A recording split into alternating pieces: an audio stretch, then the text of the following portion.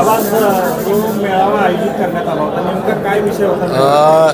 महायुतीच्या माध्यमातून 8 एप्रिलला महायुतीचे म्हणजे निवडणुकीच्या पार्श्वभूमीवर मेळावे प्रत्येक विधानसभा मतदारसंघात घ्यायचे असं परवा दिवशी जी पालकमंत्र्यांच्या उपस्थितीत बैठक आली त्यात ठरलं। यात महायुतीचे सर्व घटक पक्ष भाजप, शिवसेना, राष्ट्रवादी काँग्रेस, त्याचबरोबर RPI, आठवले गट, RPI, कवाडे गट, शेतकरी संघटना आणि अन्य जे सगळे महायुतीतले सगळ्यांनी मिळून प्रत्येक विधानसभेचे मेळावे घ्यायचे।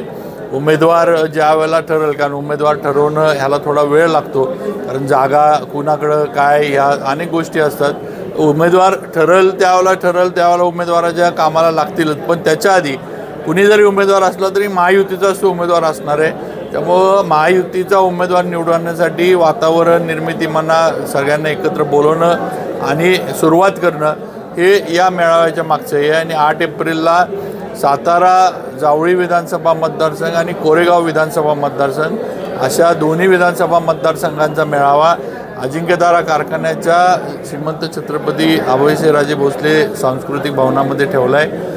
त्या निमित्तानं नियोजनाची आज बैठक होती आणि नक्कीच आमचे सर्व पदाधिकारी कार्यकर्ते मोठ्यातला मोठा छोट्यातले छोटे सगळे पूर्ण ताकदीनं महायुतीच्या उमेदवाराचा विजय करण्यासाठी पूर्ण ताकदीनं कामाला लागले।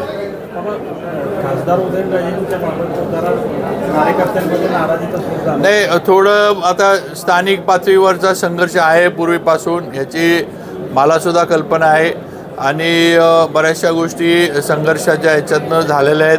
पण शेवटी पक्ष म्हणून आपल्याला काम करायचं हे मी आत्तासुद्धा स्पष्टपणे सांगितलं।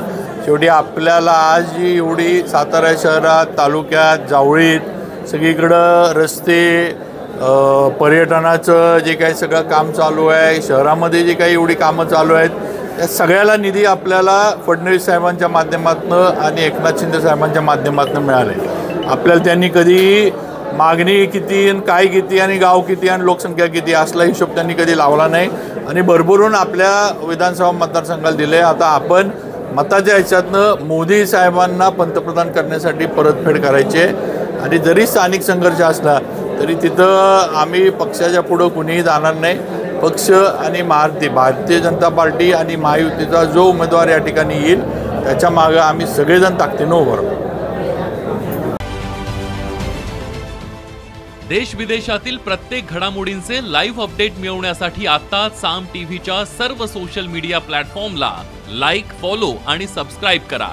तसंच सर्व नोटिफिकेशनसाठी बेल आयकॉन प्रेस करायला विसरू नका।